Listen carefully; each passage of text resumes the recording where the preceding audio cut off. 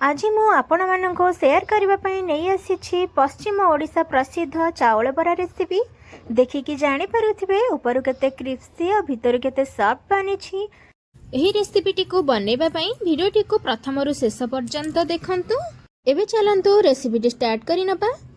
नमस्कार, मु रोजालिन आपण मानक स्वागत करुछि आरएस तन्वी होम कुकिंग को। चाउल बरा बनैबा प्रथमे मु गोटे जगाटे सेट करिछि। एबे आमे सेथिरे चाउल नबा तो एई मेजरिंग गिनारे मापिकी आमे एबे चाउल नै जिबा। आपण चाहिले जे कोनोसी कप बा ग्लास रे मापिकी भी नै परिबे। आपण जेउ जिनिस नेबे पूरा मेजरिंग करिकि नेबे जहा द्वारा आपणकर चाउल बरा रेसिपीटी पूरा परफेक्टली बनिबो। तो आमे एबे सेई मेजरिंग गिनारे मापिकी 4 गिना चाउल नै जाई छे। 4 गिना चाउल सहित एठी मु सेई मेजरिंग गिनारे मापिकी गोटे गिना बिरी नै जाउ छी। चाउल रे एठी मु अरुआ चाउल नै छी। आपण चाहिले अरुआ चाउल जगह रे उष्णा चाउल भी नै परिबे। बिरी चाउल को बतुरैबा पई सेथिरे आमे पानी दबा। पानी दे साला परे एहा को आमे 7 रु 8 घंटा पर्यंत छाड़ीबा जहा द्वारा चाउल आ बिरी भल से बतुरी जिवो। एबे आमे एहा को कवर करि नबा 7 रु 8 घंटा पर्यंत। आपण चाहिले राति जाक भी बतुरी देई परिबे। एबे चलंतु आमे कवर बाहर करि नबा। देखिकि जानि पारुथिबे चाउल बिरी पूरा परफेक्टली बतुरी जाई छी। एठी मो राति जाक बतुरै छी। आपण चाहिले 7 रु 8 घंटा पर्यंत मध्य बतुरै देई परिबे। एबे चलंतु एहा को आमे ग्राइंडिंग करि नबा। चाउल बिरी को भल से ग्राइंडिंग करिवा पई मो गोटे ग्राइंडिंग जार नै आसी छी। एबे आमे सेथिरे चाउल आ बिरी को देई दबा। तो एठी मो ग्राइंडिंग करिकि नै आसी छी। देखिकि जानि पारुथिबे। एबे आमे कोन करिबा एहा को भल से मिक्स करिबा। आपण एहा को जते गोळेइबे आपणकर चाउल बरा पूरा परफेक्टली बनिबो। एबे आमे एहा को आधा घंटा रु घंटे पर्यंत रेस्ट रे छाड़ीबा। से भितरे चलंतु आमे खट्टा पानी बनै नबा। तो खट्टा पानी बनैबा पई आंबुल को मु गरम पानी रे पकै देइथिली जहा द्वारा चकटिबा पई इजी हबो। एई आंबुल खट्टा पानी जगह रे आपण तेंतुली खट्टा पानी भी नै परिबे। आमे आज आंबुल खट्टा पानी करिकि चाउल बरार टेस्ट जानिबा। आउ एई चाउल बरा आंबुल खट्टा पानी सहित केते जबरदस्त लागुची आज मु आपनको देखौछि। एठी आमे आंबुल को चकटी नै छे।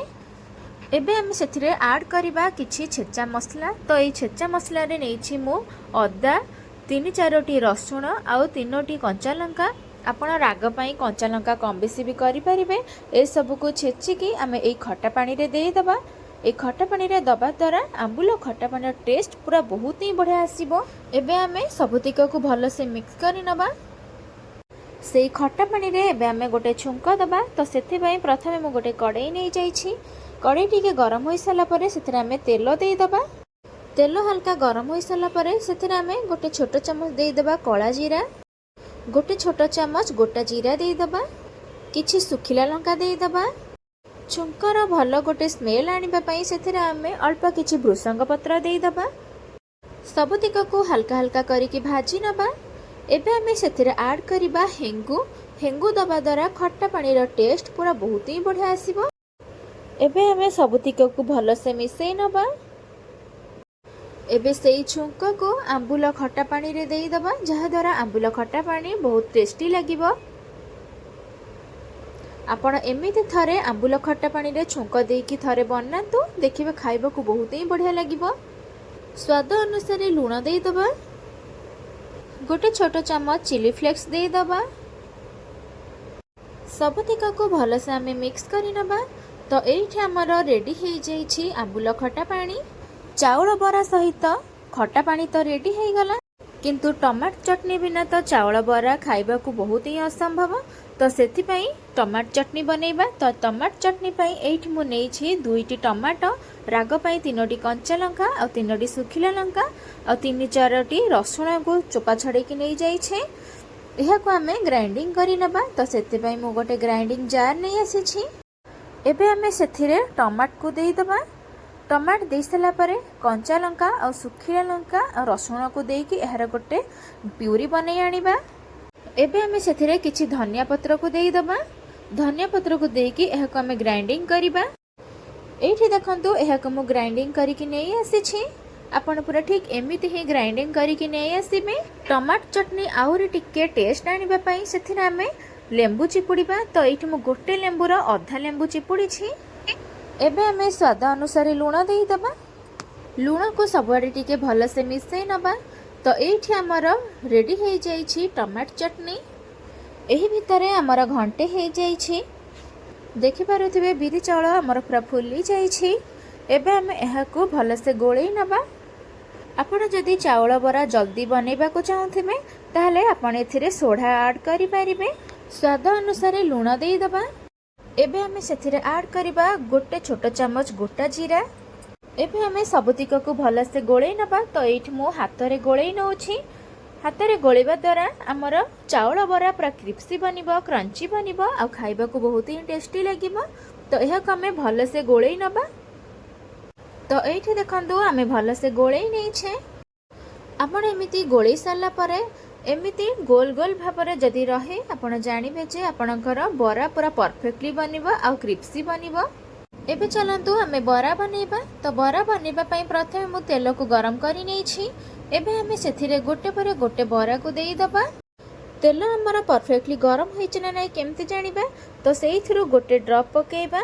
जानिबे जे एमिति जदि आपणकर ऊपर को उठे ताहले जानिबे आपणकर तेल पूरा परफेक्टली गरम करिसंती। एबे आमे सेथिरे गोटे परे गोटे बरा बनेइबा।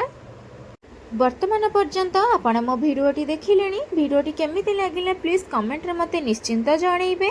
जदि भलो लागिथिबो ताहले लाइक करिवे, शेयर करिवे आ मो चैनल रे आपण जदि नुआ आसीथिबे ताहले सब्सक्राइब करि देबे। एबे आमे एहाकू किछि समय छाड़ीबा हबा पई। तो एठी आपण देखिकी जानि पारुथिबे टिके टिके हमर गोल्डन हेई आसिलानी। आपणकर एमिति टिके टिके गोल्डन हेई आसिले जानिबे जे आपणकर पूरा बरा परफेक्टली हेई गलानी। एबे आमे एहाकू छाणीकी गोटे प्लेट को नै आसीबा। सही परि भाबरे आमे गोटे परे गोटे बरा बनै नैछे। देखि पारुथिबे केते बरा परफेक्टली बनिछि। एई चाउल बरा ऊपरु केते क्रंची आ भितरु केते सॉफ्ट बनिछि। एई चाउल बरा सहित टमाटो चटनी पूरा खाइबा को जबरदस्त लागिबो। आपण जदि आहुरी मोर नुआ नुआ वीडियो आउ टेस्टी रेसिपी देखिबा को चाहुचंती पाखरे थिबा बेल आइकन को ऑल ऑप्शन प्रेस करंतु जहा द्वारा आपण पाखु फास्ट नोटिफिकेशन जिबारी आपण मोर नुआ नुआ रेसिपी प्रथमे देखि परिबे। तो एई चाउल बरा रेसिपीटी को आपण घरे निश्चय ट्राई करंतु। रहुछि धन्यवाद।